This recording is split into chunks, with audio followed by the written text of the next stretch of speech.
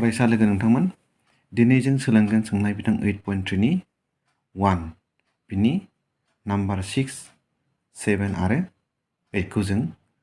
सोलोंगोन दा बेखौ माबायदि खालामो जों नायलांनोसै फै दायो 1 नि 6 आव दङ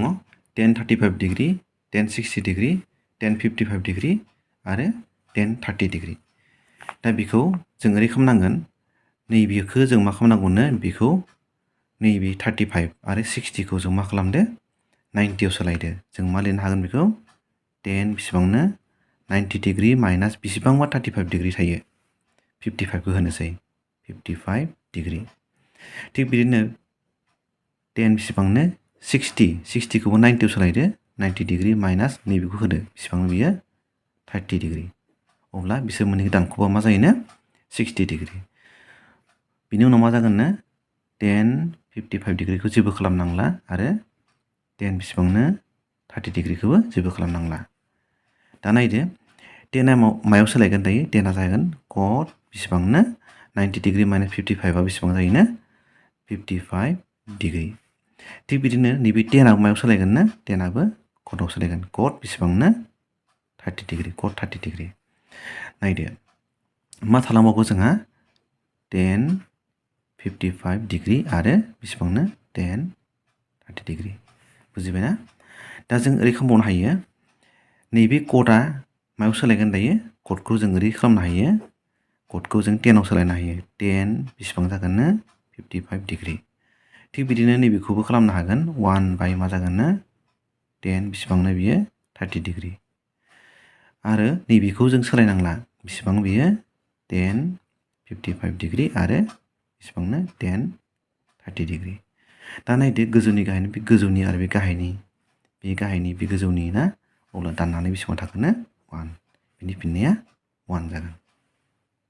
थिग बेबायदिनो जोङो नैबे 7 नाम्बारखौबो खालामगोन बेयाव दङ कट 54 डिग्री 10 36 डिग्री प्लास 10 20 डिग्री आरो कट 70 डिग्री माइनास 2 जों बेखौ ओरै खालामदो गोजौनिखौ सोलायना ला कट बेसेबांनो बेखौ 90 आव सोलायदो 90 डिग्री माइनास गाहायनिया बेसेबांनो 36 डिग्री बेजों माइनास बे मोननैखौ माइनास खालामबा मा जायोनो 54 डिग्री जायो गाहायनिखौ नोंसोर जेबो खालामनांला 10 बेसेबांनो 36 डिग्री प्लास होदो थिग बिदिनो गोजौनिखौ सोलायदो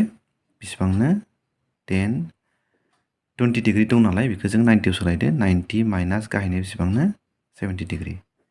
बिसोर मोननैखौ माइनास खालामबा मा जायोनो 20 डिग्री जायो गाहायनिखौ जेबो खालामनांला कट बेसेबांनो 70 डिग्री माइनास 2 बुजिबायना एबार नायदो एबार कट 90 डिग्री माइनास 36 आ बेसेबां मायाव सोलायगोन नै बियो कटआ 10 आव सोलायगोन 10 बेसेबांनो 36 डिग्री गाहायनियाव बेसेबां दंखायोनो 10 36 डिग्री प्लास नैबे 10 आ मायाव सोलायगोन एबार बेबो कटआव सोलायगोन कट बेसेबांनो 70 डिग्री जासिगोन बियो कट गाहायनियाव बेसेबां दंनो कट बेसेबांनो 70 डिग्री माइनास 2 अब्ला बेहाय जों नुनो मोनबाय माने गाहायनिजों गोजौनिजों एखे दाननाय जाबाय बेखौबो गाहायनिजों गोजौनिजों दाननाय जाबाय अब्ला बेहाय मा थागोन 1 थायो बेहायबो 1 थायोना 1 प्लास 1 होदो माइनास बे बेसेबांनो 2 अब्ला 1 जों 1 दाजाबा बेसेबां जागोन बे 2 माइनास बे बेसेबांनो 2 अब्ला दानख'बा बेसेबां मोनगोन दानख'ब्ला जोङो 0 मोनगोन बेनो जाबाय बेनि फिननाय बुजिबायना एबार जों खालामगोन 8 नाम्बार बाहाय दं 3 into sin 23 degree cos 67 degree plus 4 into sec 47 degree by cosec 43 degree अब्ला बेखौ नायदो 3 into नैबे साइनखौ जों मा खालाम नैबेखौ जों 90 आव सोलायदो sin 90 डिग्री माइनास 23 दं नालाय अब्ला जों मा खालामदो 90 माइनास 67 खालामदो अब्ला दानख'ब्ला 23 थायो गाहायनिखौ जेबो खालामनांला cos बेसेबांनो 67 डिग्री प्लास 4 into नैबेखौबो जों मा खालामदो sec 90 आव सोलायदो 90 डिग्री माइनास गाहायनिया बेसेबांनो 43 डिग्री अब्ला बिसोर मोननैखौ दानख'ब्ला बेसेबां मोनगोन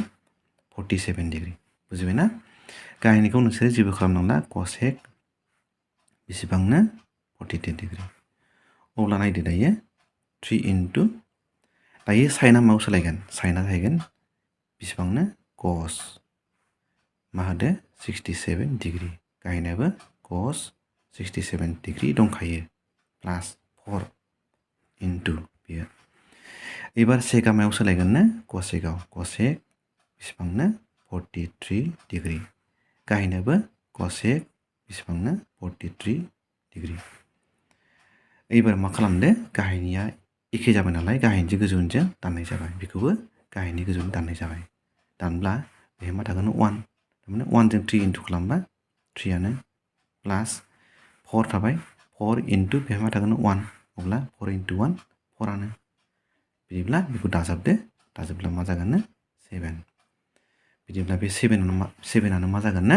नैबेनि फिननाय बुजिबायना